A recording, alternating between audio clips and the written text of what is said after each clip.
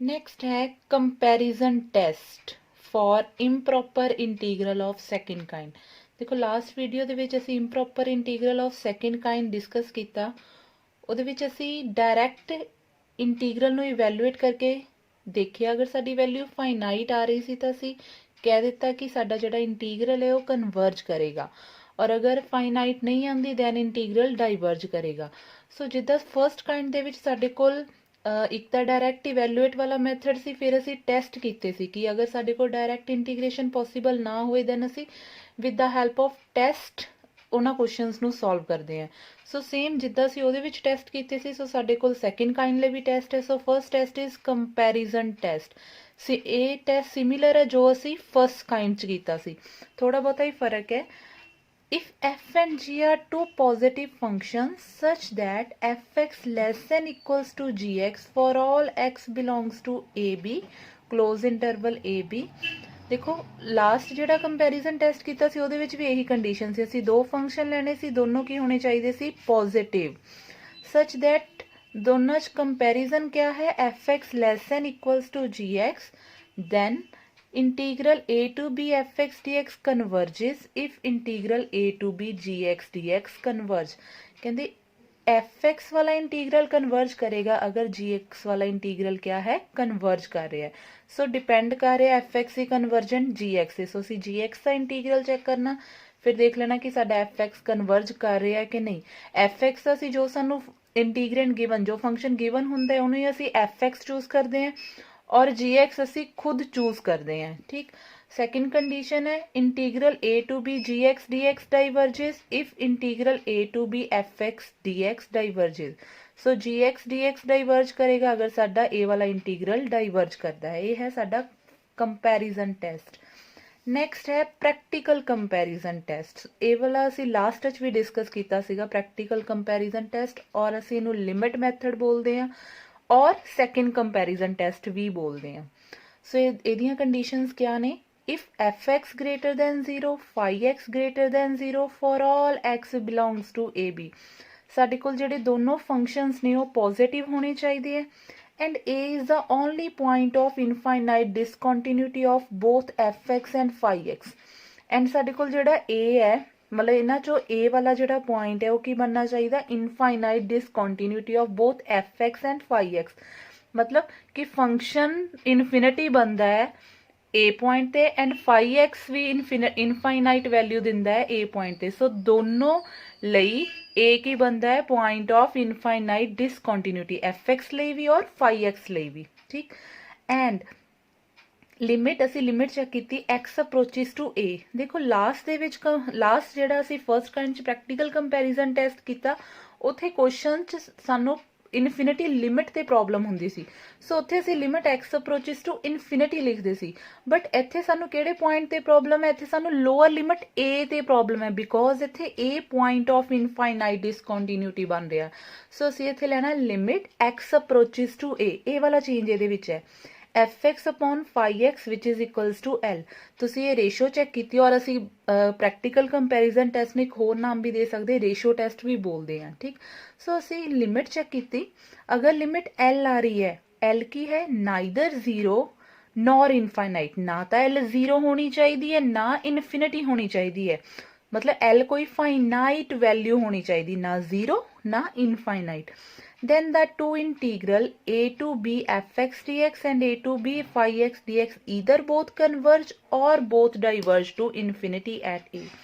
फिर असी चेक करना है, पहला असी रेशो टेस्ट कर लेना जिमें असी लास्ट किया ही है, फिर असी फाई एक्स नो चेक करना है अपने इंटीग्रल नो, अगर ए कन्वर्ज करेगा दैन साडा एफ एक्स वाला इंटीग्रल कन्वर्ज करेगा, अगर ए वाला इंटीग्रल डाइवर्ज करेगा दैन एफ एक्स वाला इंटीग्रल भी क्या करेगा डाइवर्ज करेगा। ठीक, किहड़े पॉइंट ते ए पॉइंट ते।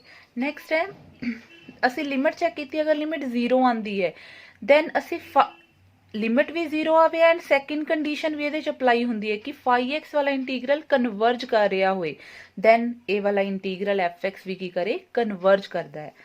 नैक्सट अगर लिमिट इनफिनिटी आती है एंड फाई एक्स की करे डाइवर्ज करे दैन साडा integral F x D x भी की करेगा डाइवर्ज करेगा। सो ਇਹ ਦੋਨੋਂ ਟੈਸਟ ਸਿਮਿਲਰ ਆ ਆਪਣੇ ਲਾਸਟ ਫਸਟ ਕਾइंड ਵਾਲੇ ਟੈਸਟ। ਸੋ ਥੋੜਾ ਜਿਹਾ ਹੀ ਫਰਕ ਹੈ, ਉਹ 'ਚ ਲਿਮਿਟ ਇਨਫਿਨਿਟੀ ਲੈਂਦੇ ਸੀ, ਇਹ 'ਚ ਲਿਮਿਟ ਅਪਰੋਚਿਸ ਟੂ a ਲੈ ਰਹੇ ਆ।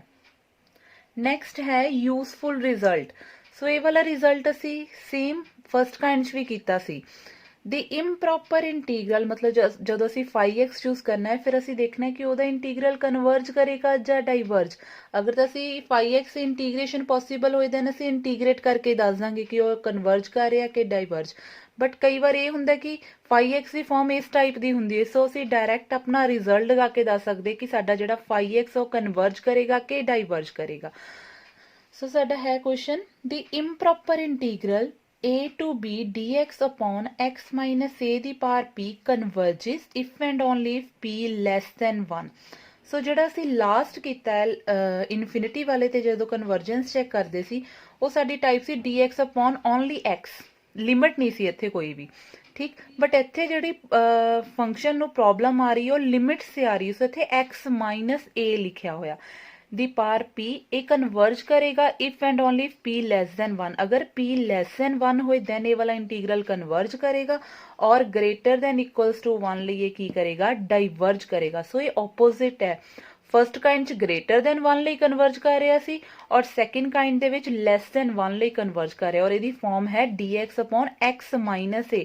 ਜਿਸ ਪੁਆਇੰਟ ਤੇ ਪ੍ਰੋਬਲਮ ਹੈ, a ਪੁਆਇੰਟ ਤੇ ਅਗਰ ਪ੍ਰੋਬਲਮ ਹੈ ਫੰਕਸ਼ਨ ਨੂੰ, ਦੈਨ x ਮਾਈਨਸ a ਲਿਖਣਾ ਇੱਥੇ, x minus lower limit x minus a ਦੀ ਪਾਵਰ p ਕਨਵਰਜਿਸ। ਸੋ ਪ੍ਰੂਫ ਕਰਾਂਗੇ ਅਸੀਂ ਇਹ ਵਾਲਾ ਰਿਜ਼ਲਟ। ਸੋ ਅਸੀਂ ਕੇਸ ਇੱਥੇ ਲੈ ਲਏ, ਕੇਸ ਫਰਸਟ। ਪਹਿਲਾਂ ਅਸੀਂ ਲੈਟ i ਲੈ ਲੈਣਾ, light i which is equals to a to b dx upon x minus a raised to power p। ਹੁਣ ਅਸੀਂ ਕੇਸ ਫਸਟ ਡਿਸਕਸ ਕਰਨਾ।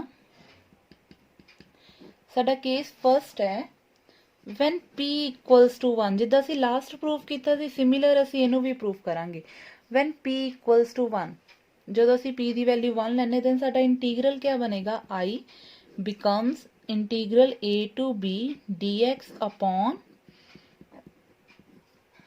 x minus a ਦੀ power 1 which is equals to a to b dx upon x minus a। ਹੁਣ ਦੇਖੋ ਇਸ integral ਨੂੰ, ਇਸ function ਨੂੰ ਕਿਹੜੇ ਪੁਆਇੰਟ ਤੇ ਪ੍ਰੋਬਲਮ ਹੈ, a ਪੁਆਇੰਟ ਤੇ।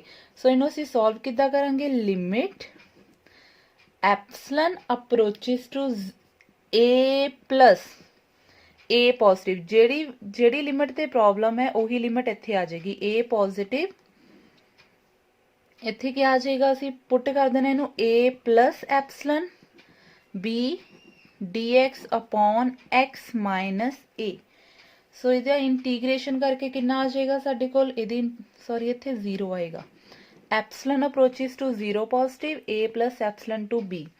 ਸੋ limit epsilon approaches to 0 positive, integration ਆ ਜਾਏਗੀ ਇਹਦੀ log x minus a, log of mod x minus a, limits from a plus epsilon to b, which is equals to limit epsilon approaches to 0 positive, log upper limit b minus a minus lower limit log a plus epsilon minus a, which is equals to limit epsilon approaches to 0 positive, log b minus a minus log epsilon।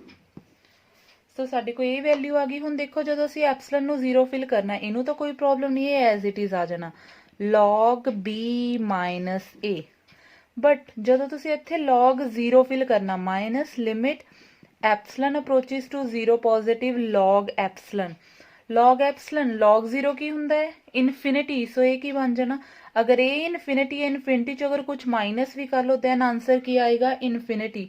ਸੋ ਇਹ ਸਾਰੇ ਦੀ ਸਾਰੀ quantity ਕਿਹਨੂੰ approach ਕਰੇਗੀ, infinity ਨੂੰ approach ਕਰੇਗੀ। ਅਗਰ ਇਹ infinity ਨੂੰ approach ਕਰੇਗੀ ਦੇਅਰਫੋਰ ਸਾਡਾ i ਕੀ ਕਰੇਗਾ, ਡਾਈਵਰਜ ਕਰੇਗਾ। i is divergent at infinity. So p equals to 1 ਅਸੀਂ केस ਕਿਹੜਾ डिस्कस ਕੀਤਾ p इक्वल्स टू 1 ਲਈ इंटीग्रल क्या कर गया डाइवर्ज कर गया। नाउ हम केस सेकंड ਵਿੱਚ ਅਸੀਂ क्या डिस्कस करना है for p not equals to 1 ਅਸੀਂ ਇਹਦੇ ਵਿੱਚ ਲੈਣਾ ਹੈ p 1 नहीं है 1 ਲਈ डिस्कस कर लिया।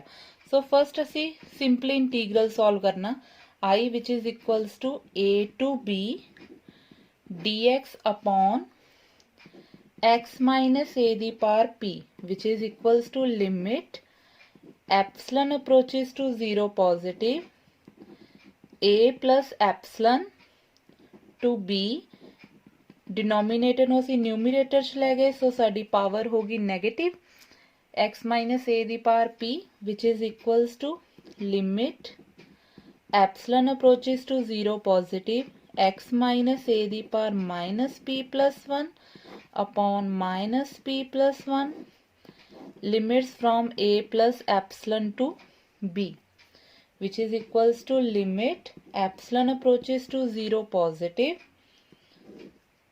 x minus a the power 1 minus p upon 1 minus p limit from a plus epsilon to b which is equals to limit epsilon approaches to 0 positive हाँ जी ਹੁਣ ਅਸੀਂ लिमिट्स फिल कर देंगे b minus a the power 1 minus p minus ਜਦੋਂ lower limit fill की a plus epsilon minus a ना ये cancel so आ गया 1 epsilon the power 1 minus p upon 1 minus p सो ये आया साडे कोल when p is not equals to 1 ਉਹਦੀ integration solve ਕਰਕੇ ਸਾਡੇ ਕੋਲ ਇਹ ਵਾਲੀ ਵੈਲਿਊ ਆ ਗਈ। ਹੁਣ ਅਸੀਂ ਦੇਖਾਂਗੇ ਕਿ ਇਹ ਜਿਹੜੀ p ਹੈ ਇਹ ਗ੍ਰੇਟਰ ਦੈਨ 1 ਹੈ ਕਿ ਲੈਸ ਦੈਨ 1 ਹੈ। ਸੋ ਸਾਡੇ ਕੋਲ ਸਬ ਕੇਸ ਅਰਾਈਜ਼ ਹੋਣਗੇ ਕਿ ਇਹਦਾ ਆਨਸਰ ਕੀ ਆਏਗਾ ਉਹ ਡਿਪੈਂਡ ਕਰਦਾ ਹੈ p ਤੇ।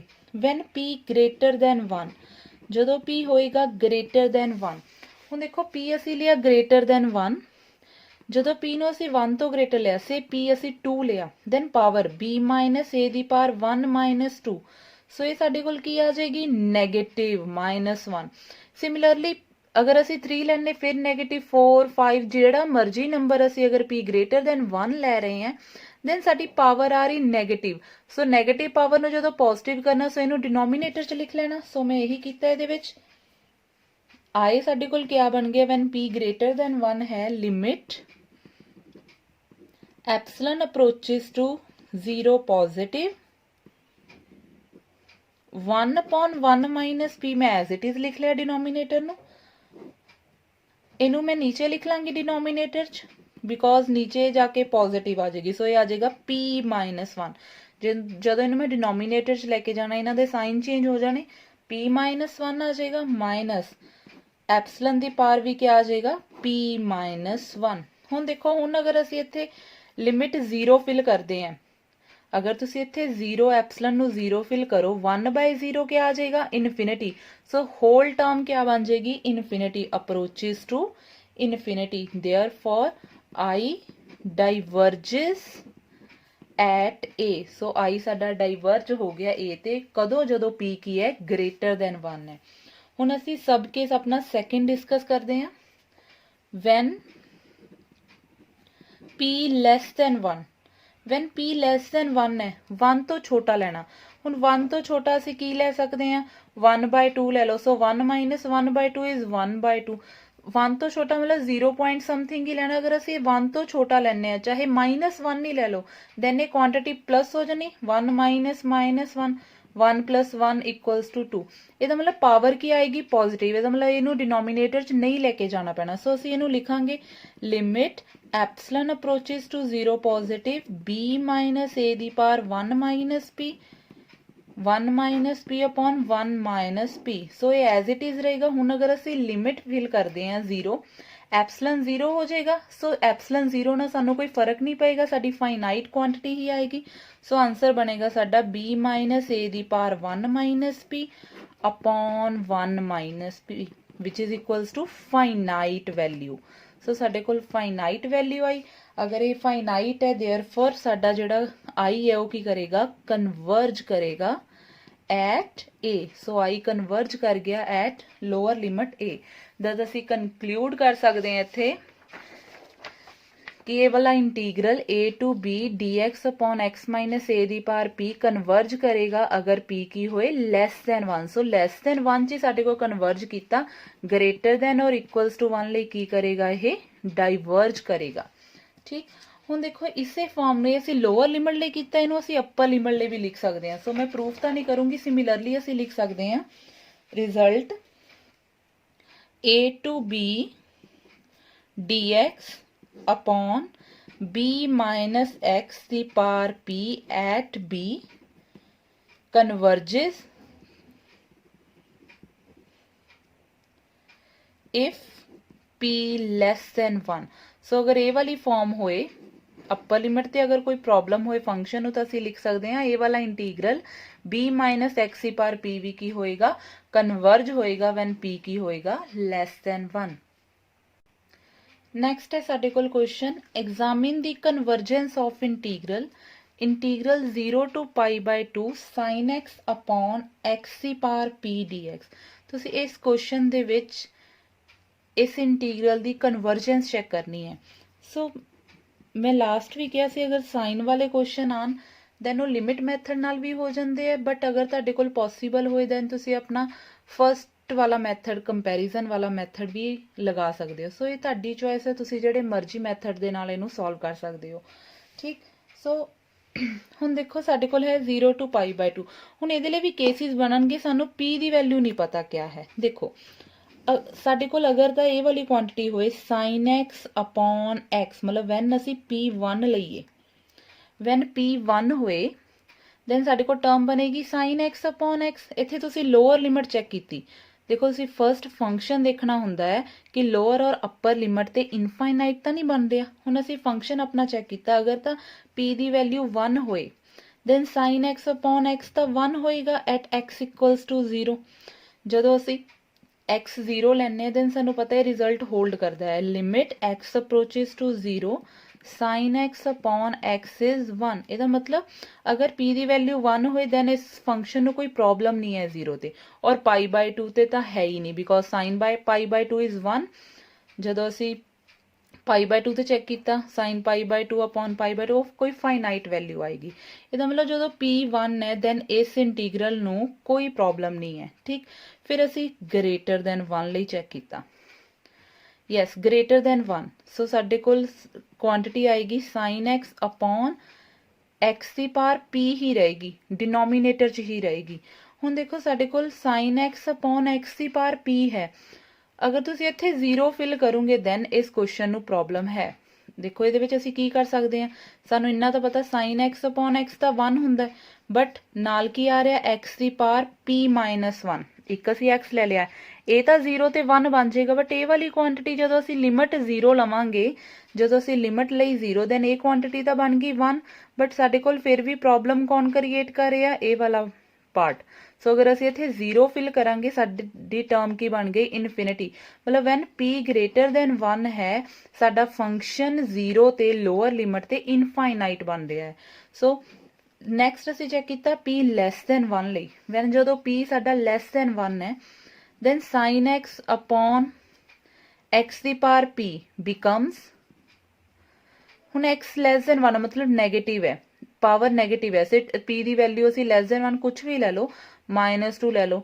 ਸੋ ਅਗਰ ਇਹ ਲੈਸ ਦੈਨ 1 ਹੈ ਦੈਨ ਅਸੀਂ ਉੱਪਰ ਲੈ ਜਾਾਂਗੇ ਡਿਨੋਮੀਨੇਟਰ 'ਚ, ਸੋ ਇਹ ਪੋਜ਼ਿਟਿਵ ਹੋ ਜਾਏਗੀ। ਹੁਣ ਅਗਰ ਅਸੀਂ ਇੱਥੇ ਲਿਮਿਟ x ਅਪਰੋਚਿਸ ਟੂ 0 ਕਰਾਂਗੇ ਦੈਨ ਕੋਈ ਪ੍ਰੋਬਲਮ ਨਹੀਂ, sin 0 0 0 into 0 ਆਂਸਰ ਇਜ਼ 0। ਇਹਦਾ ਮਤਲਬ ਸਾਨੂੰ ਨਾ p ਲੈਸ ਦੈਨ 1 ਚ ਕੋਈ ਪ੍ਰੋਬਲਮ ਆ ਰਹੀ, ਨਾ ਇਕੁਅਲਸ ਟੂ 1 ਲਈ ਕੋਈ ਪ੍ਰੋਬਲਮ ਆ ਰਹੀ ਹੈ, ਸਾਨੂੰ ਪ੍ਰੋਬਲਮ ਕਿੱਥੇ ਆ ਰਹੀ ਹੈ, ਗ੍ਰੇਟਰ ਦੈਨ 1 ਲਈ। ਸੋ ਅਸੀਂ ਕਨਵਰਜੈਂਸ ਗ੍ਰੇਟਰ ਦੈਨ 1 ਲਈ ਹੀ ਚੈੱਕ ਕਰਾਂਗੇ। ਸੋ ਅਸੀਂ ਇੱਥੇ ਪਹਿਲਾਂ ਲਿਖਿਆ let I which is equals to 0 to pi by 2 sin x upon x ਦੀ power p dx for p less than equals to 1 it is a proper integral। ਸੋ ਸਾਡੇ ਕੋਲ less than 1 ਲਈ ਇਹ ਕੀ ਬਣ ਰਿਹਾ ਹੈ, ਪ੍ਰੋਪਰ ਇੰਟੀਗਰਲ ਬਣ ਰਿਹਾ। ਅਗਰ ਇਹ ਪ੍ਰੋਪਰ ਇੰਟੀਗਰਲ ਹੈ ਦੈਨ ਸਾਨੂੰ ਡਿਸਕਸ ਕੀ ਕਰਨਾ ਪੈਣਾ, we need discuss the case when p is greater than 1। ਅਸੀਂ ਇਹੀ ਵਾਲਾ ਕੇਸ ਡਿਸਕਸ ਕਰਾਂਗੇ ਜਦੋਂ p ਕੀ ਹੈ greater than 1 ਹੈ। So when p is greater than 1 ਸਾਡੇ ਕੋਲ ਕਿਹੜਾ ਪੁਆਇੰਟ ਇਨਫਾਈਨਾਈਟ 0 ਡਿਸਕੰਟੀਨਿਊਟੀ ਦਾ ਬਣ ਰਿਹਾ ਹੈ। 0 is a point of infinite discontinuity। so ਸਾਡਾ 0 ਹੀ ਬਣ ਰਿਹਾ ਹੈ point of infinite discontinuity। ਅਗਰ 0 ਬਣ ਰਿਹਾ ਹੈ ਦੇਖੋ ਅਸੀਂ sin x upon ਦੇਖੋ ਹੁਣ ਅਸੀਂ ਇਹ ਚੋਂ fx ਔਰ phi x ਕਿੱਦਾਂ ਚੂਜ਼ ਕਰਨੇ। sin x upon x ਦੀ ਪਾਵਰ p। ਹੁਣ ਇਹਦੇ ਚੋਂ ਅਸੀਂ ਇਸ ਤਰ੍ਹਾਂ ਹੀ fx and phi x choose ਕਰ ਲਈਏ।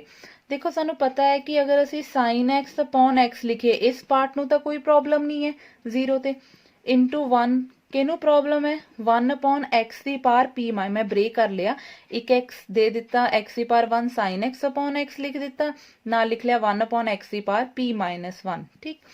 ਹੁਣ ਦੇਖੋ ਇਸ ਫੰਕਸ਼ਨ ਨੂੰ ਕੋਈ ਪ੍ਰੋਬਲਮ ਨਹੀਂ ਹੈ। ਪ੍ਰੋਬਲਮ ਕੌਣ ਕ੍ਰੀਏਟ ਕਰ ਰਿਹਾ ਇਹ ਵਾਲਾ ਫੰਕਸ਼ਨ ਕਿਸ ਪੁਆਇੰਟ ਤੇ 0 ਤੇ। ਸੋ ਜਿਹੜਾ ਫੰਕਸ਼ਨ ਸਾਨੂੰ ਪ੍ਰੋਬਲਮ ਦੇ ਰਿਹਾ ਹੋਏ ਉਸ ਫੰਕਸ਼ਨ ਨੂੰ ਅਸੀਂ ਆਪਣਾ phi x ਚੂਜ਼ ਕਰ ਲੈਣਾ। ਸੋ ਲੈਟ ਅਸੀਂ ਕਰ ਲੈਣਾ ਇੱਥੇ fx ਤਾਂ ਸਾਡੇ ਕੋਲ ਹੈ sin x upon x ਦੀ ਪਾਵਰ p ਠੀਕ ਐਂਡ phi x ਇੱਥੇ ਅਸੀਂ ਚੂਜ਼ ਕਰ ਲੈਣਾ 1 upon x ਦੀ ਪਾਵਰ p minus 1। ਸੋ ਇਹ ਅਸੀਂ ਚੂਜ਼ ਕਰ ਲਿਆ 1 upon x ਦੀ power p minus 1 phi x। now we know that ਦੇਖੋ ਸਾਡੀ ਜਿਹੜੀ ਲਿਮਿਟ ਆ ਉਹ 0 to pi by 2 x lying between 0 to pi by 2 ਨਾ x ਨੂੰ 0 ਲਿਆ ਨਾ pi by 2। ਇਹਦੇ ਵਿੱਚ ਸਾਡਾ ਜਿਹੜਾ sin x upon x ਦੀ ਪਾਵਰ p ਹੈ sin x upon x ਹੈ ਇਹ ਕੀ ਹੋਏਗਾ less than equals to 1 ਨਾ 0 ਲੈਣਾ ਨਾ pi by 2 ਲੈਣਾ। 0 to pi by 2 ਦੇ ਵਿਚਕਾਰ sin ਦੀਆਂ ਸਾਰੀਆਂ ਵੈਲਿਊਜ਼ ਕੀ ਹੋਣਗੀਆਂ less than 1। therefore ਅਸੀਂ ਲਿਖ ਸਕਦੇ sin x upon x is less than or equals to 1। therefore sin x upon x ਦੀ power p which is less than equals to 1 upon x ਦੀ ਪਾਵਰ p minus 1। ਸੋ ਅਸੀਂ ਲਿਖ ਸਕਦੇ ਜਿਹੜਾ ਸਾਡਾ sin x upon x ਦੀ power p ਹੈ ਉਹ ਕੀ ਹੋਏਗਾ less than equals to 1 upon x ਦੀ ਪਾਵਰ p minus 1। ਕਿਉਂ ਕਿਉਂਕਿ ਅਸੀਂ both side ਮਲਟੀਪਲਾਈ ਕਰ ਡਿਨੋਮੀਨੇਟਰ ਚ ਮਲਟੀਪਲਾਈ ਕਰ ਲਿਆ। ਦੇਖੋ ਅਸੀਂ ਇੱਥੇ ਕਿਆ ਸਟੈਪ ਕੀਤਾ ਸੀ ਸਾਡੇ ਕੋਲ ਇਹ ਹੈ sin x upon x less than equals to 1 sin x upon x ਅਸੀਂ ਆਪਣਾ ਫੰਕਸ਼ਨ ਬਣਾਉਣ ਲਈ both side 1 upon x ਦੀ power p minus 1 1 upon x ਦੀ ਪਾਵਰ p minus 1 ਨਾਲ ਕੀ ਕਰ ਲਈ ਮਲਟੀਪਲਾਈ। ਸੋ ਇਹ ਸਾਡੇ ਕੋਲ ਬਣ ਗਿਆ x ਦੀ power p which is less than equals to 1 upon x ਦੀ ਪਾਵਰ p minus 1। ਹੁਣ ਇਹ ਸਾਡਾ ਕੀ ਹੈ fx less than equals to ਸਾਡੇ ਕੋਲ ਕੀ ਆ ਗਿਆ phi x। ਸੋ ਅਸੀਂ ਆਪਣੇ ਫਰਸਟ ਕੰਪੈਰੀਜ਼ਨ ਟੈਸਟ ਦੇ ਵਿੱਚ ਸਾਡੇ ਕੋਲ ਫਰਸਟ ਕੰਡੀਸ਼ਨ ਬਣ ਗਈ both are positive and fx less than equals to ਕੀ ਆ ਗਿਆ phi x। ਹੁਣ ਅਸੀਂ ਚੈੱਕ ਕਰਨਾ phi x ਦਾ ਇੰਟੀਗਰਲ। ਯੈਸ ਅਸੀਂ phi x ਦਾ ਇੰਟੀਗਰਲ ਚੈੱਕ ਕਰੀਏ integral 0 to pi by 2 phi x dx which is equals to 0 to pi by 2 C phi x suppose ਕੀਤਾ 1 upon x ਦੀ power p minus 1 dx। ਹੁਣ ਦੇਖੋ ਅਸੀਂ ਇਹਨੂੰ ਇਦਾਂ ਵੀ ਲਿਖ ਸਕਦੇ ਹਾਂ ਕਿਉਂਕਿ ਸਾਡਾ ਜਿਹੜਾ ਇੰਟੀਗਰਲ ਸੀ useful result x minus a ਸੀ a ਪੁਆਇੰਟ ਕੌਣ ਹੈ 0 0 ਤੇ ਪ੍ਰੋਬਲਮ ਹੈ ਇਹਨੂੰ ਅਸੀਂ ਇਸ ਤਰ੍ਹਾਂ ਲਿਖ ਸਕਦੇ ਹਾਂ। ਸੋ ਸਾਡੀ ਫਾਰਮ ਉਹੀ ਬਣ ਗਈ 1 upon x minus 0 x minus a ਦੀ ਪਾਵਰ p minus 1।